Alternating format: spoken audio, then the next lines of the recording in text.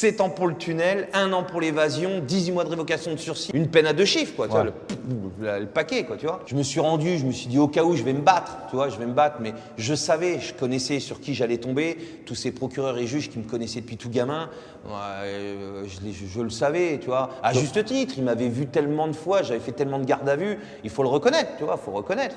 Donc là, il faut assumer. Tu peux pas jouer et être de là-dedans, et le jour où il faut assumer, dire « Ah, ils m'ont mis... » Non. Je vais à la maison d'arrêt de Caen, c'est ma ville. Je connaissais par cœur, hein, avec tous mes potes, tout. Là, je retrouve tout le monde de tous les quartiers. Là, j'arrive dans la prison, David Desclos qui revient d'évasion, le jugement qui avait fait la une de tout, tu vois. Là, la promenade, j'anime la promenade. Tout le monde me demande de raconter l'évasion, tout le monde me raconte les casses, les trucs. J'anime la promenade, toute la promenade rigole, tout ça. C'était comment la première fois que tu es rentré en prison? La toute première fois? Ouais. La toute première fois, faut le reconnaître, tu prends une gifle quand même, mais pareil, on était conditionnés. On était conditionnés parce qu'on rentrait la première fois en prison. Quand on est rentré la première fois, on avait les grands qui avaient été déjà et qui nous avaient expliqué tout ça. Donc, et nous, quand on est rentré dans tout ça, on savait qu'on allait aller en prison. Donc on était conditionnés. Mais quand même, tu prends une baffe, faut le reconnaître. Tu passes par le greffe. Et moi, je dis toujours, à partir du moment où tu passes la porte de la prison, tu fous ta vie en l'air. T'es marqué à vie. T'es fleur de lysée, il te fleur de lysée le cerveau, quoi, tu vois.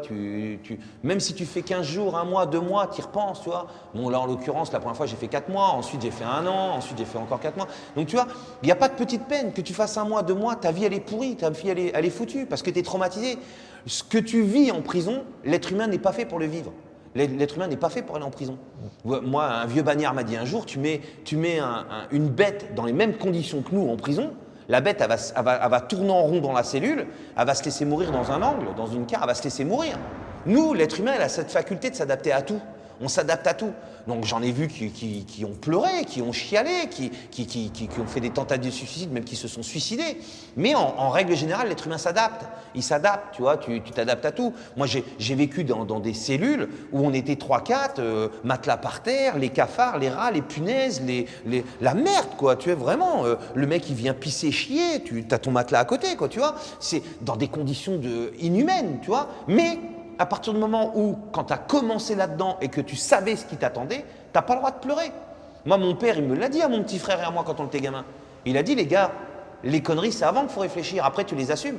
Et si j'étais arrivé au parloir devant mes parents qui, eux, n'ont jamais loupé un parloir, je pense à mon père qui était en prison lui aussi, mon père était en prison quand il était gamin, si j'étais arrivé devant mon père en pleurant, c'est dur la prison, il m'aurait mis une grande tarte dans la bouche, il m'aurait dit, t'assumes maintenant, garçon. Et eux, moi, c'est pour. Maintenant, le combat que je mène aujourd'hui, c'est pour nos familles, pour les mères, les pères, les enfants, en priorité. Eux, ils n'ont rien demandé. Les enfants qui galèrent dans les parloirs, tout ça, c'est énorme. Il faut les voir, les familles, devant les portes de prison avec leurs sacs de lin, qui pleuvent, qui vendent, qui neigent en plein cagnard pour une demi-heure de parloir et qui sont là en train de galérer et tout ça. Ils souffrent le martyre. Moi, c'est ce message que je veux donner à toute cette jeunesse. Premièrement, c'est de mettre leur culot, leur intelligence et leur talent dans l'honnêteté.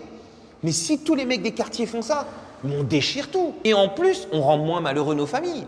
Parce que moi, je voyais ma femme, pareil, une demi-heure par semaine qui tenait pendant 5 ans de parloir comme ça.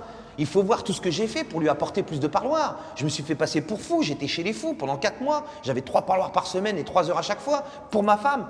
Il me blindait de cachetons que je crachais dans les toilettes, certes, mais je ne les prenais pas. Mais j'étais chez les gueudins, quoi, chez les fous. Par exemple, moi, je dois le dire, un ami que j'ai encore maintenant, mon pote Salif qui me suit maintenant, il arrive en prison, mais le mec, un gars de Sarcelles, qui avait le même parcours que moi, on aurait dit qu'on avait grandi ensemble. On est arrivé dans la promenade ensemble, on était ensemble, dès l'instant ça a matché. Le mec, un personnage. Et ben lui, dans la promenade, il développait des idées d'internet, de sites internet, de trucs qui cartonnent aujourd'hui, des trucs qu'il écrivait, qu'on sortait à Nora au parloir, qu'on sortait à ma femme au parloir, qu'il a redonné à ses frères, tout ça, on a créé des trucs dans la promenade. Le mec, c'était un cerveau. Moi, il me voyait écrire mes sketchs, mes trucs, ce que je fais aujourd'hui, mes trucs de films et de trucs, j'écrivais tout. Et à l'heure d'aujourd'hui, ben là, il est en train de développer une application, il est réinséré de ouf, il est en train de faire un truc, il m'aide là sur le spectacle et tout, on est en production ensemble, on fait plein de choses. Le mec, c'est une trompe.